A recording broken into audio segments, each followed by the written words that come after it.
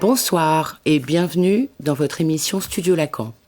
Ce soir, nous avons le plaisir d'accueillir pour le Divan dans le Monde Natacha Vellut, psychologue au CNRS, psychanalyste, qui débattra avec nous du phénomène des hikikomori.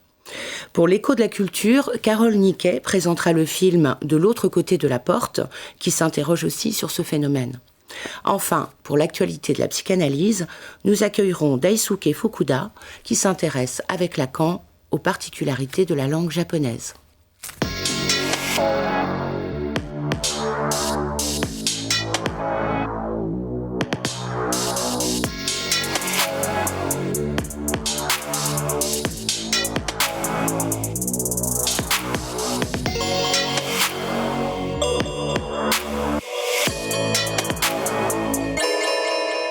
Bonsoir Natacha Vellut, merci d'avoir accepté notre invitation. Donc vous êtes psychologue au CNRS, membre du Centre de recherche médecine, sciences, santé mentale, société, psychanalyste, membre de l'école des forums du champ lacanien et présidente de l'Époque. Vos thèmes de recherche sont nombreux. Par exemple, vous vous intéressez à ce qui fait famille, à ce qui définit l'enfance et l'adolescence, aux maltraitances intrafamiliales et au retrait des adolescents. C'est précisément dans ce cadre que vous avez co-dirigé avec Claude Martin, Christina Figueiredo et Maya Fanstein un ouvrage intitulé « Hikikomori, une expérience de confinement ». Alors ce phénomène, appelons-le comme ça pour l'instant, apparu au Japon, consiste pour des adolescents ou jeunes adultes en souffrance à se retirer dans leur chambre durant une période souvent très longue. Reclus, enfermés, seuls, ils coupent tout lien avec l'autre, l'autre familial, l'autre social, l'autre scolaire. Tous les liens semblent rompus. On s'en doute, ils provoquent chez leurs proches une grande inquiétude et laissent perplexes, voire impuissants, les acteurs éducatifs et médico-psychologiques. Nous allons donc essayer de percer un peu l'énigme qu'ils représentent pour nous tous et qu'ils sont pour eux-mêmes. Alors commençons, si vous le voulez bien, par décrire plus précisément ce phénomène en retraçant un peu son histoire. Quand avons-nous commencé à en parler? Et d'ailleurs, que signifie ce signifiant japonais hikikomori? Alors, je vous remercie de votre invitation. Je suis ravie de parler avec vous de ce phénomène. Hikikomori, ça vient de hikikomoru, qui est un verbe et qui veut dire se cloîtrer, s'enfermer, mais avec l'idée de s'enfermer chez soi, à l'intérieur. Donc, c'est un verbe. C'est un terme qui a été proposé par un psychiatre japonais qui s'appelle Tamaki Saito, qui a, dans les années 90, en 98, a publié un livre qui a été traduit en anglais sur ce phénomène. Alors, il y a une ambivalence, ou disons plutôt une ambiguïté, ça serait plus juste de le dire comme ça, dès le départ sur la définition de ce phénomène. Pourquoi ? Tamaki Saito, c'est un psychiatre. Il va d'ailleurs proposer une consultation spécialisée pour ces jeunes dans un hôpital psychiatrique, mais en même temps, lui-même, qui a inventé le terme, parle de social condition, en anglais, quand son ouvrage a été traduit en anglais, ou de social hikikomori, mais il ne parle pas de disease, il ne parle pas de maladie, il ne parle pas de pathologie psychiatrique. Et d'ailleurs, la première définition officielle du ministère de la Santé au Japon n'en parle pas non plus. Elle dit même que c'est en fait une conduite de retrait qui dure plus de 6 mois à domicile et qui n'est pas liée à une pathologie psychiatrique. Alors ça, c'est la première définition. Puis la définition va devenir plus floue sur la question de la pathologie psychiatrique, puisqu'il va être ajouté dans une définition ultérieure, sans pathologie psychiatrique détectée au moment du retrait, ou détectée à l'instant du retrait. Donc déjà, là, ça devient un peu plus subtil. Et puis, en fait, les autres psychiatres, psychologues, cliniciens japonais qui vont s'intéresser au phénomène vont complexifier de plus en plus la question. Et Kunifumi Suzuki, avec qui on a travaillé d'ailleurs, lui va proposer de distinguer hikikomori primaire et hikikomori secondaire. Hikikomori primaire, c'est une conduite donc de retrait à domicile de plus de 6 mois, ça reste, mais qui n'est pas reliée à une pathologie antérieure, qui ne peut pas s'expliquer par une pathologie. Ceci dit, à force d'être en retrait, ces jeunes rencontrent des pathologies liées au corps, parce que le retrait lui-même conduit à certaines pathologies. Des troubles du sommeil, des troubles de l'alimentation, des troubles de l'hygiène. Souvent, c'est des pathologies liées au corps, directement au corps. Ça ne serait pas causal, mais plutôt du côté de la conséquence. Tout à fait, conséquence du retrait, avec des inversions nictémérales, avec une hygiène alors qui est extrême, soit dans un sens, soit dans l'autre, c'est-à-dire plus d'hygiène, avec des chambres qui ressemblent à des grottes. à des grottes, à des poubelles, enfin, c'est pas très sympa de le dire comme ça, ou à l'inverse, une hygiène extrême, c'est-à-dire des bains... Laborantine. Oui, voilà, des bains très longs, une attention à son corps extrême dans le huis clos de la salle de bain. Donc ça, c'est l'ikikomori primaire. Mais l'ikikomori secondaire, on va considérer que le retrait est secondaire à une pathologie. Donc il est comme une solution. De toute façon, dans les deux cas, il est une forme de solution pour le jeune. Il est une forme de... On reviendra sur... Voilà.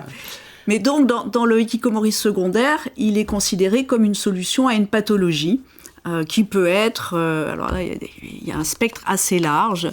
Des phobies, des troubles anxieux, éventuellement un déclenchement psychotique, mais pas repéré comme tel, éventuellement un trouble du spectre autistique.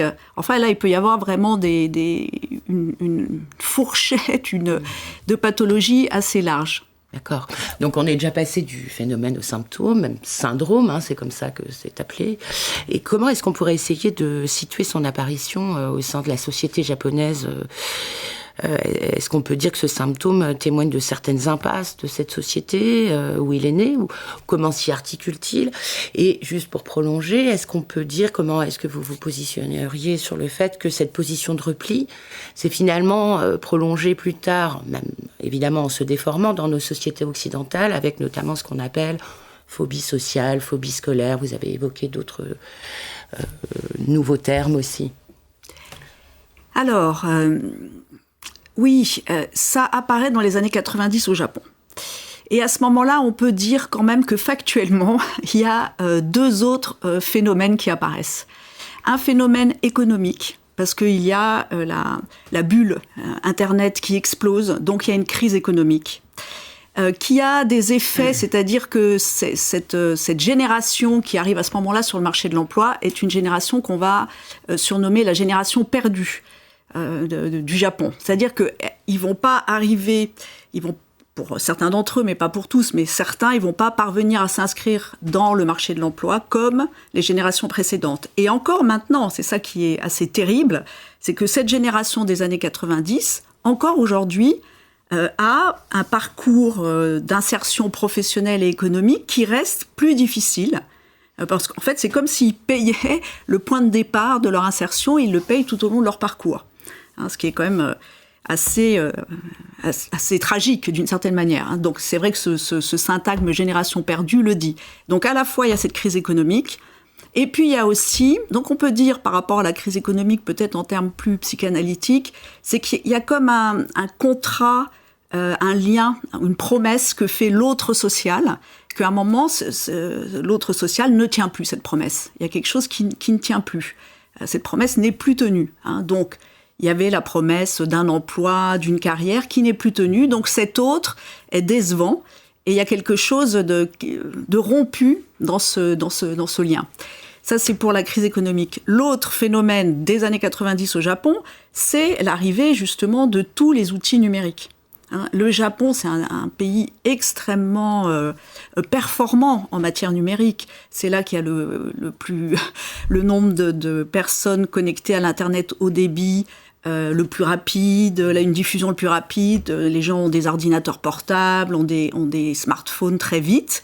Les jeux vidéo sont aussi un secteur très connu au Japon. Le secteur des jeux vidéo à une époque au Japon, comme un pays beaucoup plus petit, est équivalent au secteur des jeux vidéo aux États-Unis. Bon, c'est juste pour donner une idée. Et ça, c'est deux faits, à la fois un contrat de confiance rompu entre l'autre, le grand autre social, et aussi des outils technologiques qui vous permettent de rester à domicile. Parce qu'en fait, tous ces outils vous permettent de rester à domicile. Ne serait-ce que pour passer le temps. Et donc le parallèle avec les phobies sociales, scolaires, dont on parle beaucoup ces dernières années dans nos sociétés, vous en pensez quoi ? Le cœur du hikikomori, c'est une difficulté dans la relation à l'autre. Alors ça commence peut-être avec l'autre social, ça c'est une hypothèse. Évidemment, il faudrait décliner un par un, voir ce qu'il en est pour chacun. Ça commence peut-être avec ce grand autre social, et puis ça se décline avec tous les petits autres. Et donc, le cœur du hikikomori, c'est vraiment le fait que la relation sociale, que le lien social, c'est trop compliqué. Ça demande trop d'efforts. C'est trop subtil.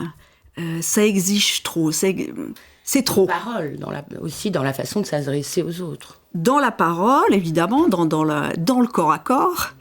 Dans le corps à corps avec l'autre, parce que l'adolescence, c'est justement ce moment où la question du corps à corps avec un corps autre se pose. Déjà, son propre corps est un corps qui est devenu étranger, avec l'apparition des caractères sexuels secondaires. Donc, c'est un corps qu'on pensait connaître, qu'on pensait intime, enfin bon, mais on s'aperçoit que c'est un corps étranger. Et donc ça, il y a quelque chose dans la relation à l'autre qui devient très complexe. Alors ça, on prendra effectivement, on évoquera tout à l'heure la question de des problématiques adolescentes, puisque c'est vrai que ça touche beaucoup plus les adolescents ou les jeunes adultes. Je voudrais juste aussi, par rapport à notre tentative un peu de définir le terme d'ikikomori, on a en quelque sorte un précédent dans l'histoire à travers la figure de l'ermite. Oui. Voilà, je voudrais avoir un peu votre avis, qui serait lui aussi là, dans une opposition avec la figure de l'errant ou du voyageur pathologique, où nous avons d'un côté une sorte de, on pourrait dire, de fixité, et de l'autre un déplacement perpétuel de la personne, du voyageur pathologique. Voilà. Alors, qu'est-ce que vous en pensez de cette mise en parallèle là, que je propose C'est une question très intéressante et très, très vaste, mais je vais essayer. Sur l'ermite, alors, il y a une grande différence, c'est que les ermites ont une dimension religieuse dans les sociétés où ils existent en tant qu'ermites. Et donc, en fait, en tant qu'ermites, ils ont une valeur sociale. Ils ont une place dans la société dans laquelle ils sont ermites. C'est pas du tout le cas des hikikomori. Les hikikomori n'ont pas du tout cette notion religieuse, spirituelle et cette notion de valeur sociale.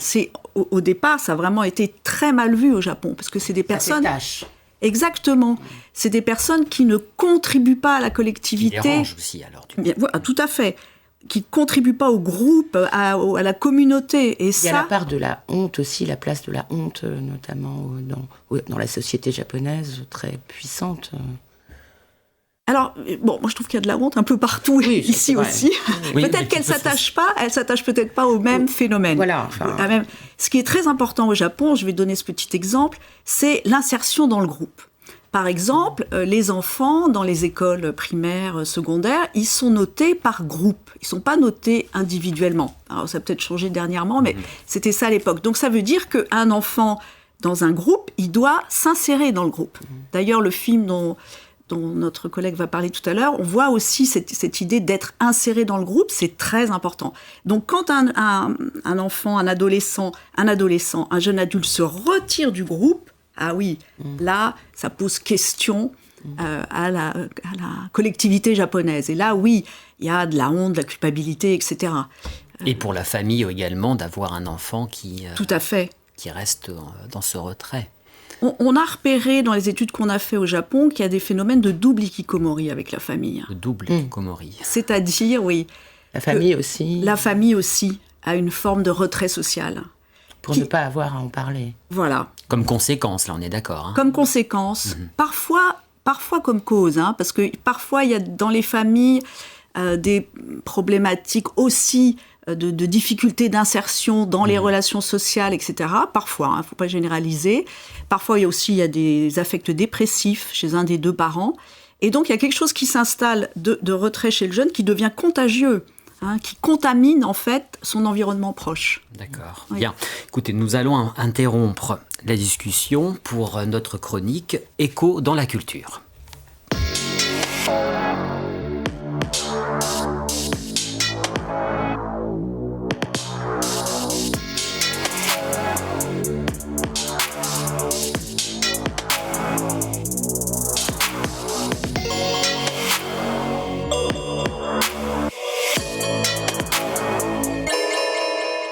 Carole Niquet, bonsoir. Vous êtes psychanalyste à Paris, membre de l'école de la cause freudienne. Et vous allez donc nous parler d'un film dont la thématique centrale est celle de ce phénomène de l'ikikomori. Eh oui, bonjour. Alors tout à fait.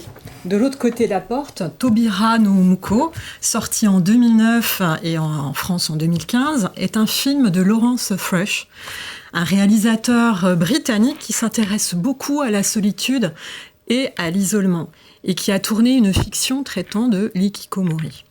Il s'agit d'un regard occidental sur ce phénomène japonais, et pour ne pas plaquer une compréhension justement trop occidentale, le réalisateur a décidé de faire un film d'observation, phénoménologique donc, sans révélation d'un discours intérieur. Ce film de fiction qui s'inspire de faits réels est à la limite du documentaire. Alors, que raconte ce film ? Alors, ce film en noir et blanc relate le parcours de Hiroshi, qui est un jeune garçon de banlieue de Tokyo, un garçon banal qui est soumis, comme tous, aux évaluations scolaires dans un monde fait d'injonctions. Et par exemple, il est inscrit « La porte de l'école doit rester fermée », indique tel panneau. Un autre « Aucun retard ne sera permis ». Et donc les semblants de socialisation de ce garçon finissent par empêcher tout élan vers l'avenir, puisque son dernier échange avec une inconnue dans un café se révèle être un témoignage de la violence des rapports humains dans un monde du travail exigeant. Alors le jeune homme erre dans un Tokyo vide, froid, désaffecté. On voit quelques scènes comme ça. Et sans doute face à ce réel devenu insupportable, et pour se soustraire à la demande d'un autre social saturant et intrusif, du jour au lendemain, et sans explication, sa solution est de s'enfermer durant 1 an et demi dans sa chambre, dans le noir, sans parler, sans sortir, et avec des interactions familiales qui finissent par se réduire à un plateau repas déposé par la mère au pied de la porte close de la chambre. Alors, durant le film, de ce qui se passe dans la chambre du garçon, on n'en sait rien. Et le débranchement est total. Et alors, comment réagissent les parents ? Alors, ce film traite aussi du désarroi des parents confrontés à l'énigme du symptôme de leur fils, puisque ce dernier ne peut rien leur expliquer, étant lui-même confronté à la perplexité et à l'impossible à dire. Et si la mère souhaite appeler à l'aide, le père, quant à lui, appelle à la patience et redoutant la perte de l'honneur et un préjudice familial. On voit la famille se déstructurer petit à petit pour finalement conduire au départ du père pour des raisons professionnelles. Et c'est à ce point de bascule donc du film que, devenue célibataire géographique, la mère finit par faire appel à un centre d'assistance de la jeunesse, un centre de soins japonais. Alors qu'apprend-on justement de la prise en charge et du système de soins nippon ? Alors, on visite ce centre de soins japonais et on suit le parcours type, on suppose. Alors, tout y est quand même protocolisé. La mère est reçue par un psy, suppose-t-on, qui lui explique l'évolution psychique de l'ikikomori avec les différents stades habituellement observés. Le soignant parle en s'appuyant sur des observations conduisant à des généralisations. S'ensuit un entretien organisé avec une ex-ikikomori qui explique qu'il n'y a aucun déclencheur et qu'il faut accepter le hors-sens.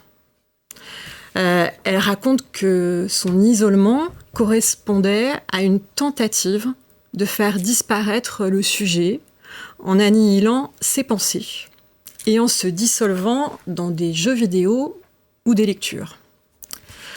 Pas de souffrance, pas de désir, pas d'affect, pas de plainte, pas de demande, rien. Et il y a décrochage par rapport au discours ambiant et par rapport au discours du maître, au discours du capitalisme, et désertion du lien social par un corps retranché, mis à l'abri. Alors comment intervient le psy ? Alors, il s'ensuit la prise en charge par un psy qui est peut-être un éducateur, on ne le sait pas forcément, mais Travailleur social. Un travailleur social, oui. Voilà. C'est pas mentionné dans le film très clairement, donc on se pose la question. Il n'y a pas beaucoup de psy pour... des pédopsychiatres, par exemple, il y en a très très peu au Japon, et puis même des structures spécialisées pour les ados, alors là, il y en a très peu. Donc là, oui, même la structure, là, c'est une association de réinsertion sociale, animée soit par des anciens hikikomori, soit par des travailleurs sociaux et des éducateurs. Ouais. Voilà. Et donc, il intervient à domicile. Oui, oui. Et on le voit séance après séance, parler seul devant la porte close, réinsuffler la parole et y mettre de son désir. Et... Donc, alors je ne vais pas dire ce psy, ce travailleur social japonais s'appuie sur une méthode mêlant visualisation. Il propose aux garçons de se représenter ce que pourrait être sa vie en s'appuyant sur la sensorialité, par exemple. Aussi des tentatives pour énoncer à la place du jeune homme, voire nommer, oserais-je dire, faute de pouvoir l'écouter puisqu'il ne parle pas. Et ni n'interagit. Alors bref, on assiste au retissage du lien social, mais à son niveau zéro, par la réintroduction d'un petit autre, mais aussi à ce qui pourrait faire bonne rencontre. Alors tout ça se termine par un semblant de happy end, avec une séquence où on voit le garçon dans le centre d'assistance pour la jeunesse, solitaire, mais capable de se brosser les dents à côté d'une ex-hikikomori.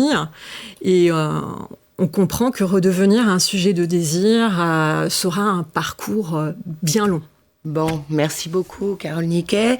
C'est un film très intéressant qui choisit en effet de ne pas interpréter le phénomène, mais plutôt d'en présenter l'énigme. Bon, reprenons notre discussion avec Natacha Velluth. On peut peut-être en tentant d'aborder plus précisément vos hypothèses sur la logique de ce phénomène et en nous intéressant à ce qu'il cause, selon vous, et peut-être d'abord comment on y entre, quelles circonstances. Pouvez-vous nous parler de vos constats cliniques ou hypothèses à ce propos ? Alors, il se trouve que, comme je le disais précédemment, le Japon, en termes psychopathologiques et psychanalytiques, n'a pas du tout la même histoire que la France. Donc, il y a nous, on a quand même tout un passé clinique d'anamnèse, d'écoute, qui n'est pas forcément présent. Et j'étais surprise en faisant des entretiens là-bas avec des hikikomori que, par exemple, il n'y avait pas d'anamnèse. Donc, effectivement, ils peuvent pas... Vous avez fait des entretiens là-bas au Japon ? Oui. Effectivement, ils ne trouvent pas le point d'entrée. Parce que sans anamnèse, ce n'est pas possible de le trouver. Et en faisant une anamnèse, le point d'entrée, c'est un petit phénomène, c'est un petit prétexte. Un petit prétexte qui touche soit au corps, soit à l'autre, soit aux deux en même temps. Exemple, il y avait un jeune qui qui a arrêté d'aller au collège parce qu'il a eu un épisode bête, de grippe intestinale, voilà. Et pendant les cours, il a été obligé plusieurs fois de sortir pour aller aux toilettes. Et il n'a pas supporté de montrer ça à l'autre. À partir de là, il s'est retiré. Il y en a d'autres, par exemple en France, c'est un déménagement. Et c'est ce sujet, par exemple, perd ses amis. Et donc, renouer des nouvelles relations avec tout ce que ça implique, être nouveau dans un endroit où la socialisation est hyper importante. Dans les collèges et les lycées, la socialisation, c'est très important. Eh bien, il n'y arrive plus, il se retire. Mais bon, vous voyez, tous les déménagements ne conduisent pas à des conduites de retrait.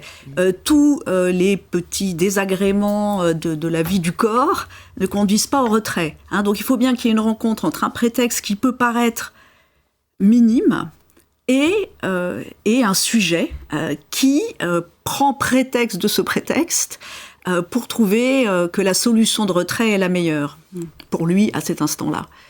Alors, puisque ce phénomène touche donc pour l'essentiel, comme on le disait, des adolescents, et d'ailleurs plutôt des hommes, ce qui questionne également, il nous faut donc aborder assez rapidement maintenant la problématique adolescente. Bon, alors quels enjeux propres à cette période de ce phénomène, semble-t-il, illustré, concerné.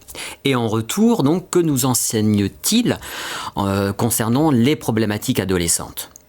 Alors en fait, ce qui nous enseigne par rapport aux problématiques adolescentes, c'est que c'est difficile d'être adolescent, parce qu'il y a une espèce de mise à plat et du fantasme. C'est-à-dire que être objet du fantasme de ses parents, c'est une chose, être sujet de son fantasme, c'est tout à fait autre chose. Comment passer finalement d'une forme de passivité dans un fantasme qui n'est pas le sien à une forme active d'un fantasme où on est sujet de ce fantasme-là. Quel objet on choisit d'élection, l'objet pour lequel on va avoir du désir. Tout ça, c'est pas du tout évident. Donc c'est une période de remaniement et corporel et psychique important, et avec un autre qui peut pas répondre, puisque c'est des questions trop intimes, trop existentielles, et que il n'y a que des réponses au un par un. Donc l'autre ne répond pas. Donc il y a des sujets dans ces conditions qui ne font pas confiance aux petits autres, qui seraient les pères, parce que les pères sont très investis, les pères, P-A-I-R-S, les pères sont très investis au moment de l'adolescence, les pères avec qui justement on peut parler de ça. Et certains n'ont pas cette confiance-là, soit parce qu'ils ont perdu leur père de référence pour un déménagement, pour une maladie, pour une hospitalisation, soit parce que c'était pas très présent avant le retrait. Et donc il y a quelque chose là qui se déclenche. Et je pense aussi qu'il y a quelque chose avec le temps. Alors ça, c'est un peu plus compliqué à expliquer, je vais essayer d'aller vite, mais je crois qu'il y a un moment... L'adolescence, c'est vraiment une question de temps. C'est très particulier, l'adolescence comme temps. C'est un temps entre l'enfance et la vie adulte. Donc déjà, c'est un temps interstitiel, c'est un temps entre deux autres temps.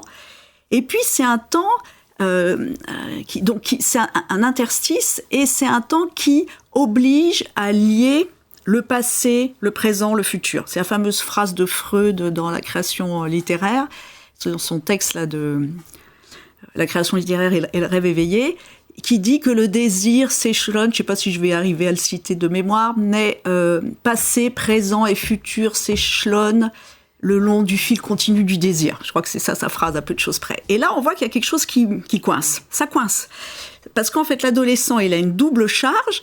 Il doit dire qui il ou elle a été, et il doit affirmer ce que il ou elle veut être. Mais c'est pas du tout évident. C'est pas du tout évident. D'ailleurs, la dimension de vivre dans une sorte de présent éternel. Voilà. Alors, le temps n'est plus... En même temps, le temps paraît ne plus passer. Mais ça, c'est très intéressant, parce qu'effectivement, il y a le hikikomori, ça devient un phénomène spatio-temporel, très particulier. Voilà. C'est-à-dire que le temps, au lieu d'être linéaire, au lieu d'être donc biographique, c'est-à-dire avoir une visée, un désir qui l'oriente, le temps devient cyclique. C'est-à-dire ça devient très routinier, avec des journées qui se suivent, qui se ressemblent, parfois très ritualisées, etc. Et donc là, on perd complètement l'idée d'une flèche du temps, l'idée d'un récit biographique, mais même pas du récit, on n'en est même pas là d'ailleurs. Hein.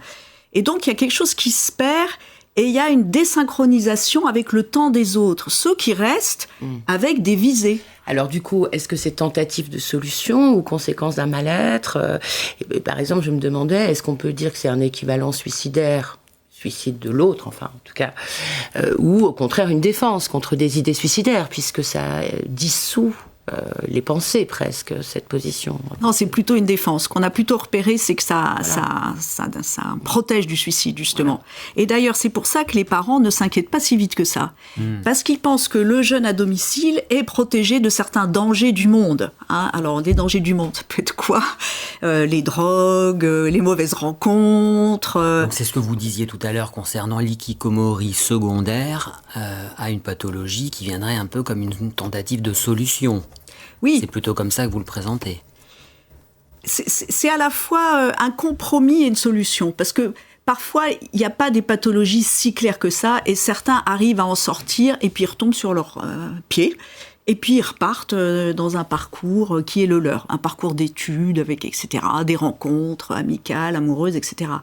Donc c'est pas si clair que ça. Mais je parlerai, moi, de pharmacon. Hein, vous savez, pharmacon avec le K, c'est-à-dire à la fois... c'est une solution, mais à la fois, ça devient un poison. C'est-à-dire, plus le retrait dure, plus ça va être difficile d'en sortir, plus le jeune, finalement, s'habitue à cet espace-temps particulier, qui fait que l'espace extérieur va lui sembler déjà un espace immense, dans lequel il ne sait pas se mouvoir, et puis le temps, il ne va pas le voir passer. Parce que c'est un temps, justement, qui est en cycle, comme ça. En boucle, comme vous le disiez tout à l'heure. Alors, votre enquête et vos réflexions vous ont-ils amené à penser que c'est une position vraiment sans autre, avec un grand A qui en éjecte totalement la dimension, ou y a-t-il des nuances à apporter ? Et quelle place tiennent Internet, l'IA, les réseaux sociaux, les jeux vidéo qui sont aussi très décriés par rapport. Souvent d'ailleurs aussi dénoncés comme facteurs causaux. Bon. Alors, c'est un vaste sujet. Qu'il n'y ait pas du tout d'autres, non, non. C'est très rare qu'il n'y ait pas du tout d'autres. Hein. J'ai plutôt l'impression que c'est des jeunes qui, je dirais ça comme ça, qui sont analphabètes de leur corps. C'est-à-dire que c'est pas face d'ailleurs, mais face avec leur corps qui se transforme, ils n'ont plus les mots pour dire ce qu'ils sentent dans leur corps. Ils n'ont plus les mots pour dire ce qu'ils ressentent. D'ailleurs, il n'y a pas de discours, presque on a l'impression qu'il n'y a pas de discours. Hein. Ils sont c'est très difficile de les atteindre. Plutôt un vide psychique. Un vide lié au fait qu'ils ne mettent pas en mots leurs émotions, leurs ressentis. C'est comme si, voilà, ils sont analphabètes de ça. Hein. De la pulsion. Ouais. Un peu, oui, de la pulsion. Il n'y a pas d'autre, c'est autre chose. Alors, sur les réseaux sociaux, bon, alors... Parce qu'ils ont été souvent décriés par rapport à... Est-ce qu'ils sont tous connectés ou parfois oui. non? Bah oui, pourquoi ? Parce que... Alors, parce qu'il y a de l'autre quand même dans Internet, dans... Oui, tout à fait, bien sûr. Ce que je pense, c'est que les réseaux sociaux ne sont pas causales. Parce que tous les jeunes sont sur les réseaux sociaux, tous les jeunes ne sont pas retirés. Certaines études qui ont été faites ont montré d'ailleurs que certains jeunes sur les réseaux sociaux étaient très sociales, enfin très dans le sens où ils avaient beaucoup de sociabilité adolescente. C'est pas parce qu'on est sur les réseaux sociaux. Et en fait, ils ont un usage des réseaux sociaux qui permet quand même de passer le temps. Il faut passer le temps quand on est seul dans sa chambre. Donc en fait, ils font venir le monde, ils font venir les autres dans leur chambre. Parce que du coup, ils ont quand même une maîtrise de ces autres qui font venir chez eux.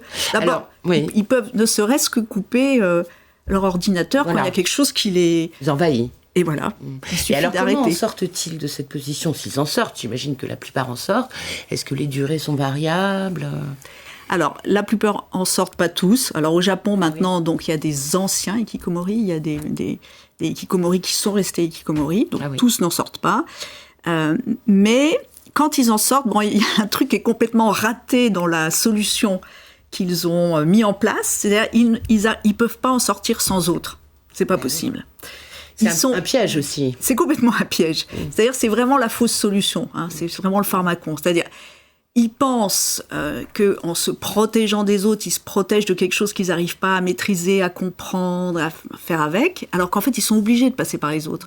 Ce que je trouve très joli, moi, de l'autre côté de la porte, c'est que ce travailleur social, il arrive avec une proposition libidinale, pulsionnelle. C'est-à-dire, Désir. Mais oui, alors il a son désir, il a sa voix, il parle du monde et il parle des affects, du fait que quel effet ça lui fait quand il pleut, quand il y a du soleil.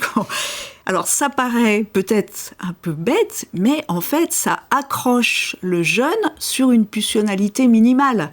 Ça rappelle ce que disait Lacan à propos de l'autisme. Ils ne parlent pas, mais on a peut-être quelque chose à leur dire. Oui, oui, oui. Oui, et l'autre est essentiel. C'est pour ça, alors, avant, ce qui effectivement serait bien, c'est qu'il fasse un travail analytique, mais ça, on peut le souhaiter pour beaucoup de personnes, mais on n'en est pas là. Avec ces jeunes, il y a une phase où il faut vraiment qu'ils renouent avec l'autre, avec la parole, etc.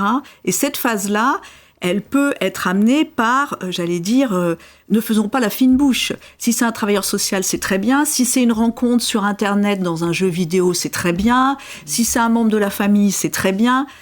Mais il faut qu'il y ait de l'autre qui qui rebranche ce corps sur la parole, sur le discours, et qui permette à ce corps d'être de nouveau dans la pulsion. Oui. Vivant. Exactement. Parlant. Bon, merci beaucoup Natacha Velutte. Je pense que nous avons un petit peu percé le mystère des hikikomori, je l'espère. Grâce à vous. Grâce à vous. Et à notre chroniqueuse également. Donc c'est à présent l'heure de notre chronique, deuxième chronique, Actualité de la psychanalyse, qui sera présentée par Daisuke Fukuda.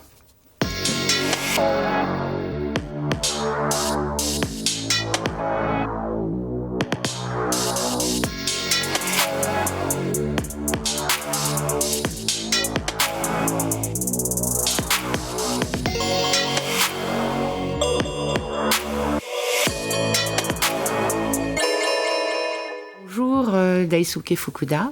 Vous êtes maître de conférence à Tokyo et psychanalyste, membre de la New Lacanian School, et vous avez choisi de nous parler notamment d'une phrase de Lacan où il est question de la langue japonaise. Nous vous écoutons. Bonjour.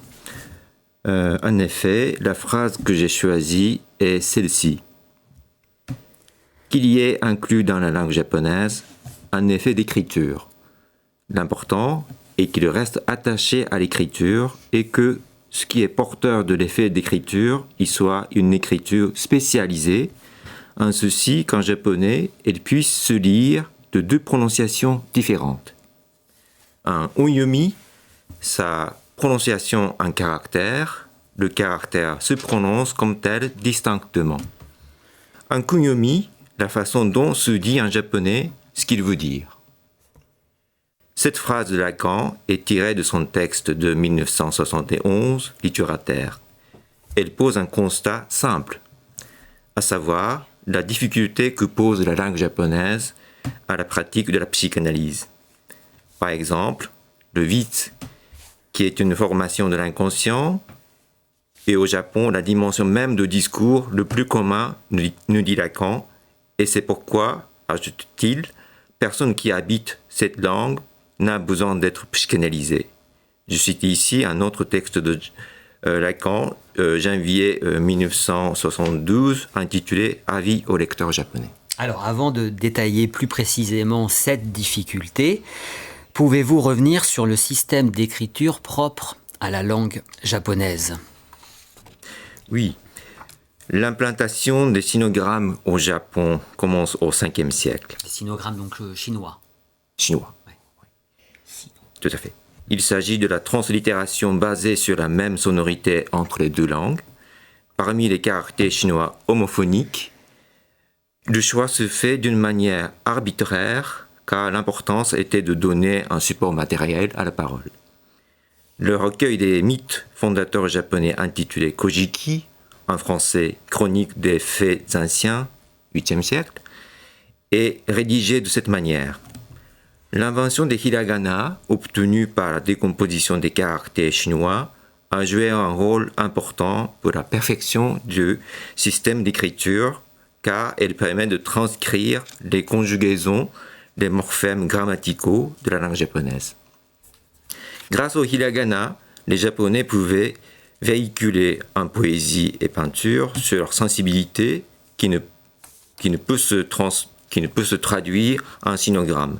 Les caractères chinois, quant à eux, garderont encore la prestance car les vocabulaires bouddhistes et juridiques venant de la Chine restaient toujours une référence. Donc vous évoquez l'implantation des sinogrammes au 5e siècle et quelle fut ensuite la deuxième étape, grande étape? Plus décisive est l'invention de la double lecture des sinogrammes qui a permis aux Japonais de domestiquer les sinogrammes de l'intérieur au sein de la langue. Ce sont les lettrés du XIVe siècle qui arrivent à faire coexister très adroitement les prononciations chinoises onyomi et japonaises kunyomi de presque tous les caractères chinois. Alors concrètement, comment ça se passe?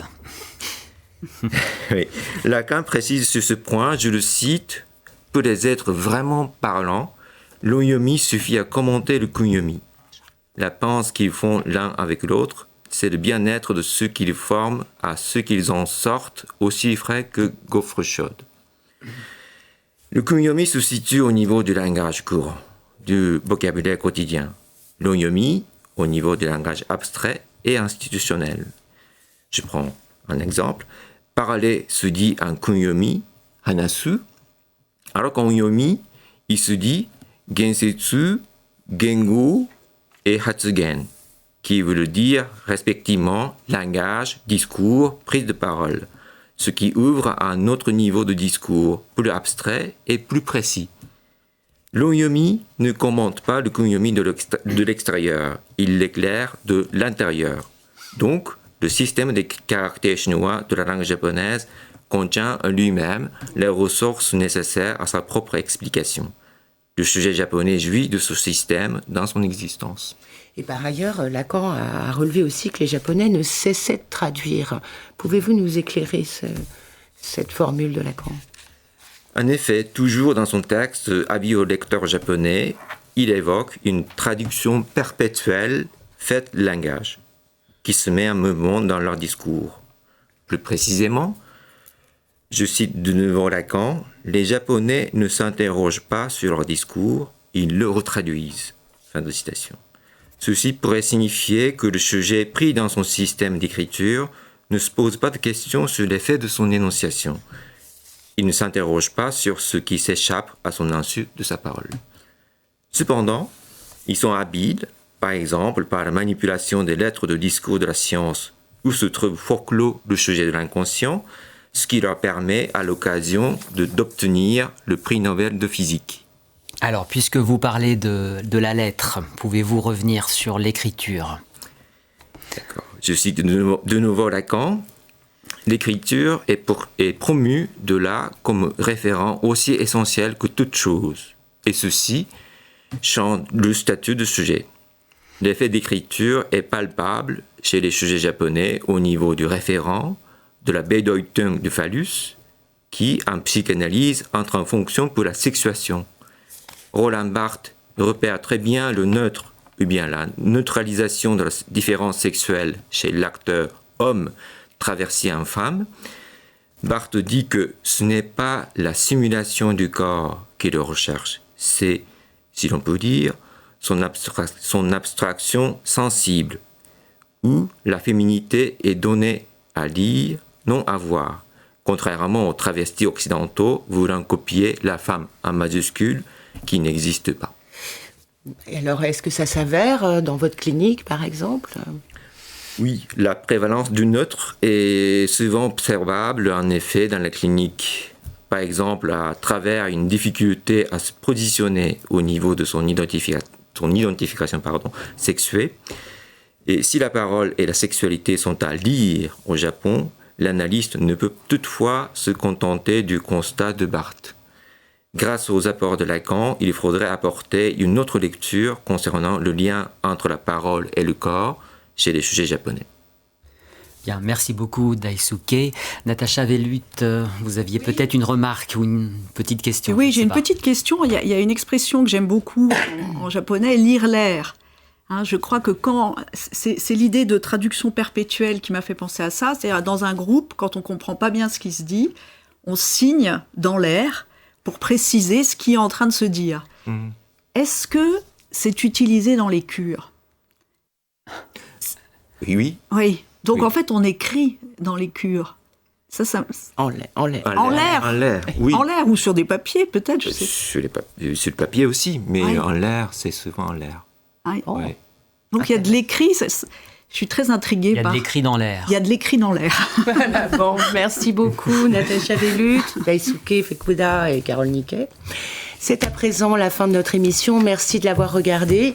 Et Studio Lacan revient samedi prochain pour une nouvelle émission.